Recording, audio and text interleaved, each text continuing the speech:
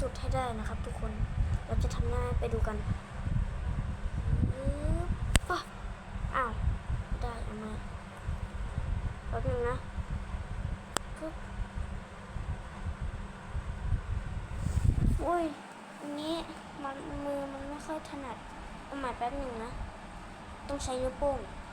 เอาใหม่คราวนี้เอาจริงแหละเฮ้ยเหลืออีก2 อันน่ะเอาใหม่